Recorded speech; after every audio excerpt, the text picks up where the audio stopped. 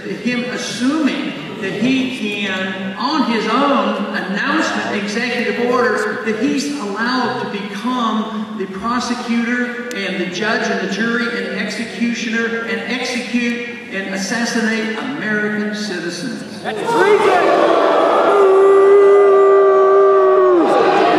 So that certainly should be high on the agenda for changing. But all the laws that have been passed by executive order are up for grabs, because although I personally disagree with the idea that you should legislate anything by the executive order, I would say that a constitutional president has the authority to use the executive order to cancel out all the laws.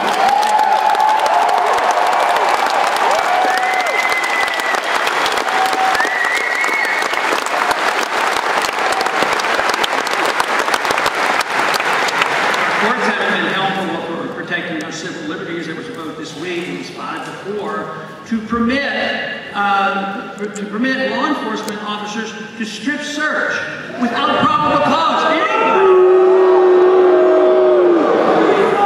and everybody should know what's going on at the airports. And I would think if we tolerate this and look at what the pictures that happen of all the groping and things go on and knowing what kind of powers, you know, if we don't do something about it, we have to start blaming ourselves. We've been too lackadaisical, so we need to wake up and do something.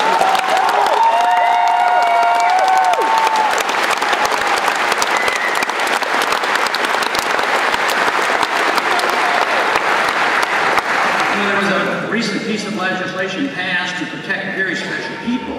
These very special people that want special attention are those ones who are protected by Secret Service. I keep thinking, you know, I didn't use the Secret Service. I didn't know quite what kind of people they were anyway. That's beside the point. But what the law says was that if you're one of those special people and you're protected by the Secret Service, that you have special rights. If anybody gets within a certain distance of that individual and demonstrates by holding up a sign and politicking, you can end up getting 10 years for that. What happened to the First Amendment? I think the arrogance and the elitism of the politicians ought to be challenged by us, and the only way we can do that is change the electorate and change the Congress and change the presidency.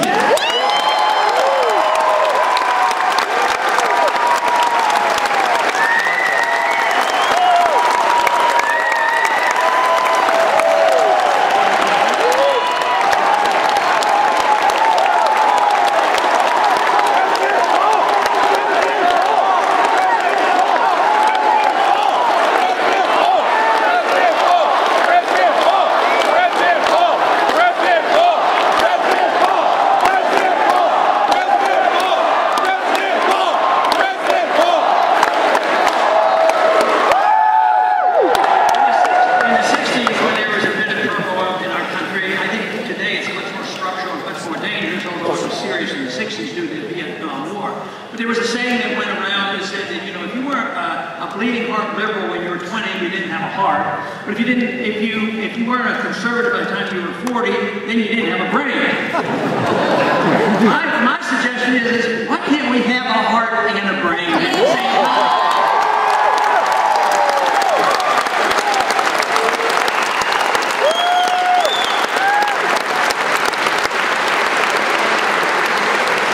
Our founders warned us to be careful that you don't allow the society to morph into a pure democracy versus a republic, a representative government. Rather than a pure democracy, it implies that 51% groups banding together, 51% gangs up on the minority.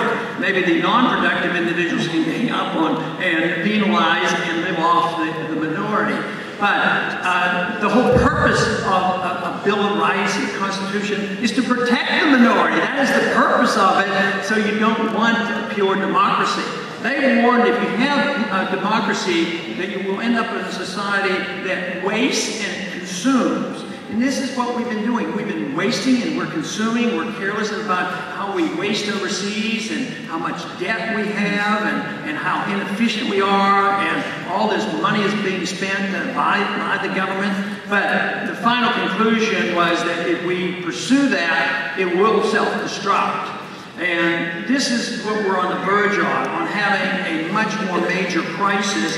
And it would come, from my estimation, it would come in the form of the bursting of the last bubble. Now, we've had the bursting of many bubbles. We've had a NASDAQ bubble and a housing bubble, and they're having a little trouble getting another bubble going, but they do have one going. And the world is participating in it, and it's an illusion that we are still powerful and we still have the currency of the world, and it's not true, but there's an illusion out there. So what we have now is a bond bubble. The price of buying a bond and getting no interest is way, way too high.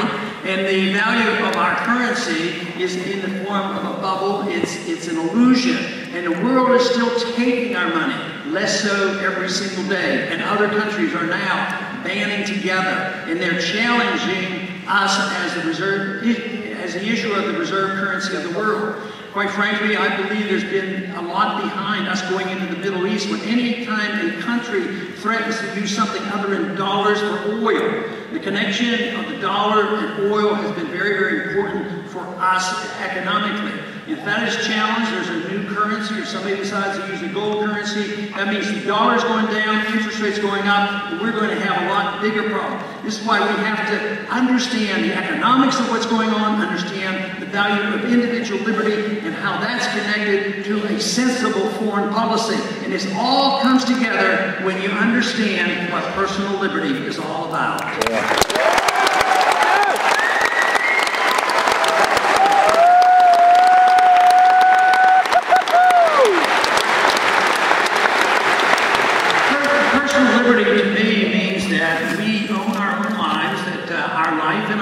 From a creator or in a natural way, and does not come from our government.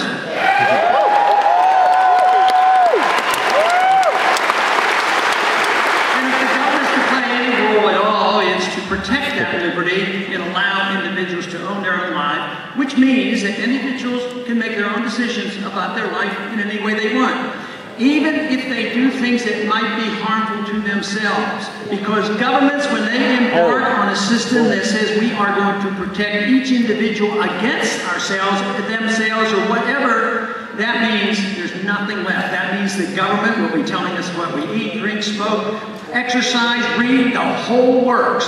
So, yes, in a free society, you have a lot of freedom, but you also have a lot of responsibility, and you have to say,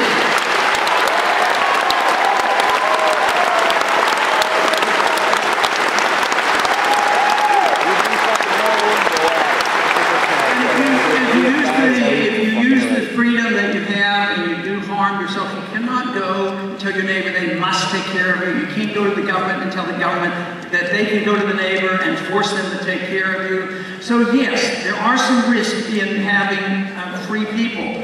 But compared to when the government tells us what to do, when the government and the politicians and the bureaucrats make these decisions, when they make the mistakes and they can't know what's best for you, it hurts all of us. So that is minor. That is negative compared to us making our own decisions.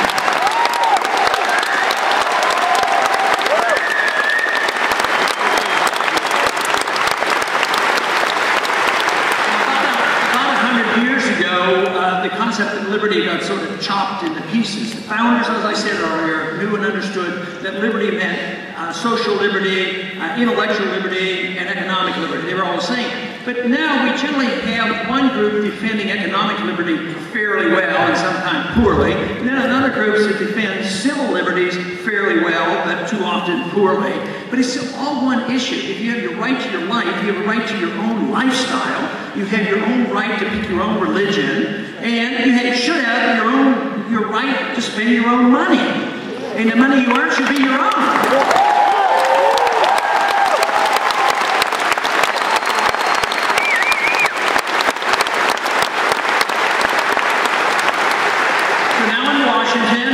We're fighting over power, we're fighting over trying to divide up the shrinking pie, but at the same time, what we're doing now is we're trying to bring people together. People say what we need is more compromise, and I don't buy into that. I think we've had way too much compromise in Washington because they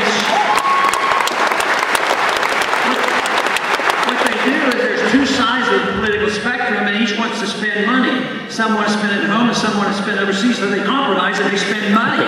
So what we need to do is have a coalition of people who understand what personal liberty is about for different reasons. Maybe economic liberty, maybe religious liberty, maybe personal liberty, maybe liberty to practice your own habits as you please. Then the people come together. People become friends because they identify with the principle of liberty, and you don't even care about how people use their liberty if they don't hurt anybody else and they enjoy that liberty.